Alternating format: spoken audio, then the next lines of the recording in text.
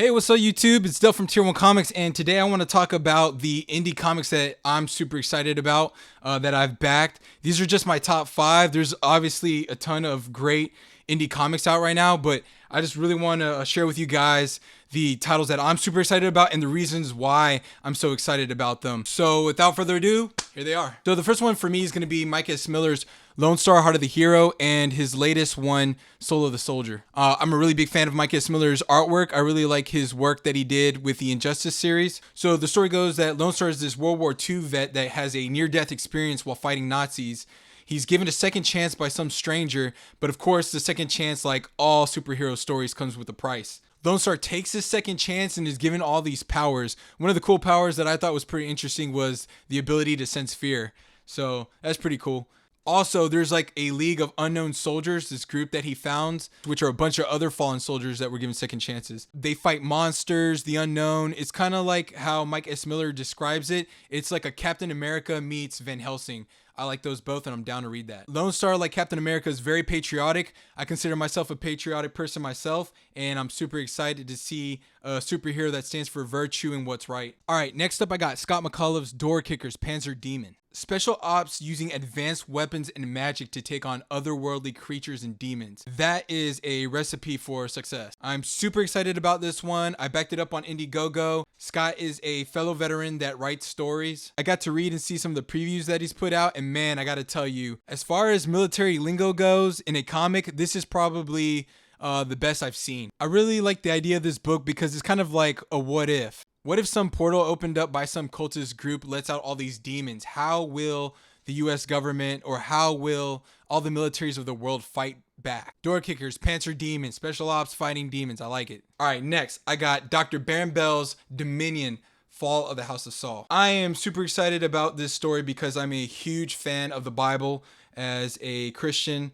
I love reading history of the kingdom of Israel. My favorite story after the story of Jesus Christ is the story of King David, but you can't really explain the story of King David without explaining the origins of the kingdom of Israel and its kingship. That all starts with King Saul and the book of 1 Samuel. Dr. Baron Bell's comic uses anthropomorphic, I had to look that up, like characters to play the parts of the people in the book of 1 Samuel. King Saul, known as the first king of Israel, is a king that was anointed by God through the prophet Samuel to lead the people of Israel. Unfortunately for King Saul, he gets power hungry, starts disobeying his God, and because of that, God takes away his anointing from him. Because he's lost his anointing with God, his enemies start getting stronger. They begin to frequently attack and try the borders of his nation of Israel, and that in turn leads to God anointing another person, King David of the Bible, as the king who will take the place of Saul. The characters, when going into battle, dress up in these power suits. They go around in spaceships. It's basically a space opera. Dr. Bell describes it as Star Wars meets the Chronicles of Narnia.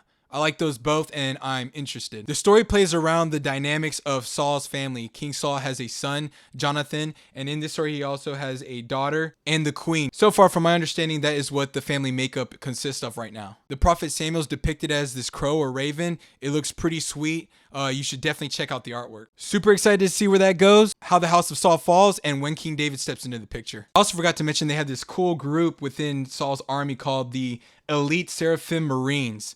The suits look pretty sick, and the animal choices that they picked for these human-like bodies is pretty dope. Next up, Dan Fraga's Black Flag Pineapple Perception. This is really crazy because I'm a huge fan of Dan Fraga's artwork, and the fact that he is going back and doing Black Flag again is pretty awesome. This story is like your typical over-the-top, ridiculous guns, huge, larger-than-life characters, pretty much everything that made me a huge fan of comics. If you watch the trailer, Dan Fraga sums up pretty much everything I just said. Aliens, cybernetic ninjas, mutants, it's crazy. One of my favorite things he said in his trailer was ridiculous bullet count. I love ridiculous bullet counts. I'm a really big fan of a lot of 80s actions movies, and that's the reason why. Dan Fraga's recent announcement that he's joined Comicsgate is pretty interesting. I think it's pretty cool that he's joined a lot of other creative artists that I really like. At the time of this video, Dan Fraga has now raised around $93,000. That is insane for a first independent release. Frega boom. And last but not least, Ethan Van Sciver's Cyberfrog Rekt Planet. You can't mention indie comics without mentioning Ethan Van Sciver. Cyberfrog Rekt Planet now becoming the most funded comics in indie history. The reason why I'm excited about backing this is because it has a great story, a great artist, and it's inspiring and giving hope to a lot of independent creators out there. Cyberfrog is one of Ethan Van Sciver's creations before he worked for the big two. He has now woken up to a world taken over by bee, wasp-like aliens that use humans to make their nests. The humans are pretty much like slaves and herded like livestock by these aliens and are too afraid to do anything about it. Cyberfrog, who's not afraid of these aliens and is there to save the world. Ethan Van Sciver has a channel that's growing, and it's inspired creators like me to stick my neck out there and create stories. At the time of this video, Cyberfrog Rekt Planet is sitting at a little under $703,000. That is crazy. And this is why I'm excited about backing up this indie comic. It really sums up the excitement for independent comics right now, and just the whole movement behind supporting something that is independent and seeing it become successful is very inspiring, and you always want to be a part of something like that. Alright guys, so that's my top 5 indie comics that I'm supporting right now. Please comment and subscribe. I'm trying to upload at least every other day. My next video is going to be about kicking off your campaign, starting on these platforms like YouTube, Instagram, and Twitter, and trying to get a following. Now, by no means I'm a guru at any of that stuff right now.